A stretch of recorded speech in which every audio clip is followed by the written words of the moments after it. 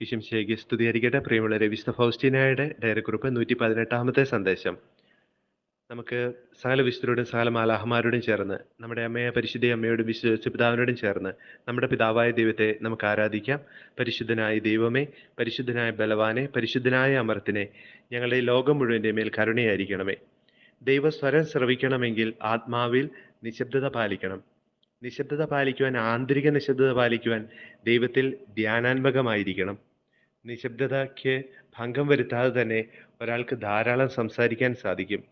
മറിച്ച് നിരന്തരം നിശബ്ദതയ്ക്ക് ഭംഗം വരുത്തിക്കൊണ്ട് ഒരാൾക്ക് വളരെ കുറച്ച് സംസാരിക്കാനും സാധിക്കും. 118-ാമത്തെ സന്ദേശം.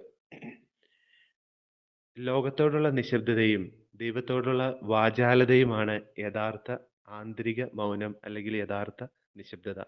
ലോകത്തോടുള്ള നിശബ്ദതയും ദൈവത്തോടുള്ള വാചാലതയും അതുതന്നെയാണ് ഇവിടെ പറയുക. നിശബ്ദതയ്ക്ക് ഭംഗം വരുത്താതെ ധാരാളം സംസാരിക്കാൻ ഒരാൾക്ക് സാധിക്കും. ഒരാൾ ഈ ലോകത്ത് നിശബ്ദനായിരിക്കുമ്പോഴും ദൈവവുമായിട്ട് നിരന്തരം ഹൃദയം കൊണ്ട് സംവദിക്കുവാൻ, എല്ലാ കാര്യങ്ങളും പരസ്പരം അറിഞ്ഞ് ഒന്നായിരിക്കുവാൻ ഒരു വ്യക്തിക്ക് സാധിക്കും. എന്നാൽ അതുപോലെ തന്നെ നിശബ്ദത എന്ന് പറയുന്നത് ദൈവത്തോടുള്ള നിശബ്ദത, ആന്തരിക നിശബ്ദതയിലാണെങ്കിലും ഒരു വ്യക്തി പലപ്പോഴും ലോകത്തോട് സംസാരിക്കുന്ന സാഹചര്യത്തിലും അപകടത്തിലൂടെയൊക്കെ കടന്നു പോകാം.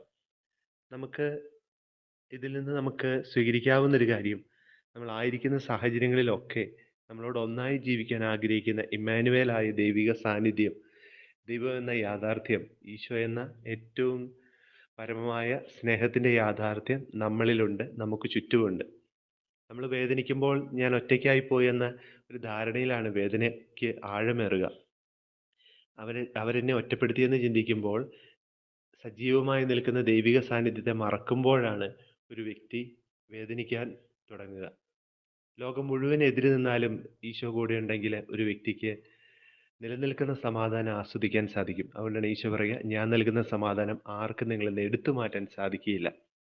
ആന്തരികമായ നിശബ്ദത എന്ന് പറയുന്ന ഈ സമാധാനത്തിൽ ഒരാൾ ആഴപ്പെടുമ്പോഴുള്ള ഒരവസ്ഥയാണ്. ഈ സമാധാനം എന്ന് ഉദ്ദേശിക്കുക ഈശോയുമായിട്ട് ഒന്നായിത്തീരുന്ന ഒരവസ്ഥ. അവിടെ ലോകത്ത് എന്തെല്ലാം എതിര് നിന്നാലും ആന്തരികമായ സമാധാനം ഒരിക്കലും വിട്ടുപിരിയുകയില്ല. കാരണം അവൻ സമാധാനത്തിൻ്റെ രാജാവായ, സമാധാനം തന്നെയായ ഈശോയിലാണ് എപ്പോഴും ആയിരിക്കുക. നമ്മുടെ ജീവിതത്തിൻ്റെ നിരന്തരം കലഹിക്കുന്ന മേഖലകൾ, നിരന്തരം പരാജയപ്പെടുന്ന മേഖലകൾ, നിരന്തരം മുറിവേൽപ്പിക്കുന്ന മേഖലകൾ, നിരന്തരം ഭാരപ്പെടുത്തുന്ന മേഖലകൾ, ഇവിടെയൊക്കെ നമുക്കൊന്ന് ചിന്തിച്ചു നോക്കാം. എവിടെയൊക്കെയോ ഈശോയുമായിട്ടുള്ള ആ ഒരു ഐക്യം എനിക്ക് നഷ്ടപ്പെട്ടിട്ടില്ലേ? നമ്മൾ പലപ്പോഴും ഒത്തിരിയേറെ നിശബ്ദത പാലിച്ചിട്ടും പരിഹാര പ്രവൃത്തികൾ ചെയ്തിട്ടും പുണ്യങ്ങൾ അഭ്യസിച്ചിട്ടും ആത്മീയ വളർച്ച സാധ്യമാകാതെ പോകുന്നുണ്ടെങ്കിൽ ഈശോ പറഞ്ഞ ഒരു വലിയ അപകടം നമുക്ക് മുൻപിൽ പതിയിരിപ്പുണ്ട്.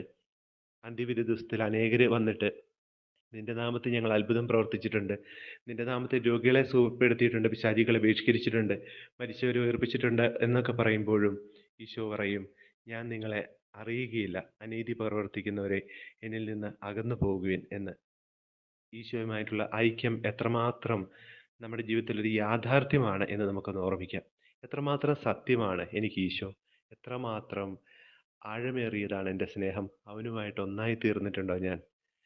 ഈശോയോട് നമുക്ക് പറയാം, ഈശോയെ, അതിനുള്ള കൃപയും നീ തന്നെ തരണം. നീ തന്നെ എൻ്റെ ഹൃദയത്തെ രൂപാന്തരപ്പെടുത്തണം. നീ തന്നെ എൻ്റെ ജ്ഞാനത്തെ വർദ്ധിപ്പിക്കണം. നീ തന്നെ വില കൊടുക്കുവാനായിട്ട് എനിക്ക് കൃപ തരണം. നീ തന്നെ വിശ്വസ്തത പാലിക്കാൻ എനിക്ക് അഭിഷേകം തരണം. ഞാൻ അങ്ങയിൽ ശരണപ്പെടുന്നു. നമ്മുടെ കർത്താവ് യേശു മിശിഹായുടെ കൃപയും പിതാവായ ദൈവത്തിൻ്റെ സ്നേഹവും പരിശുദ്ധാത്മാവിൻ്റെ സഹവാസവും നാം എല്ലാവരോടും കൂടെ ഉണ്ടായിരിക്കട്ടെ, ഇപ്പോഴും എപ്പോഴും എന്നേക്കും.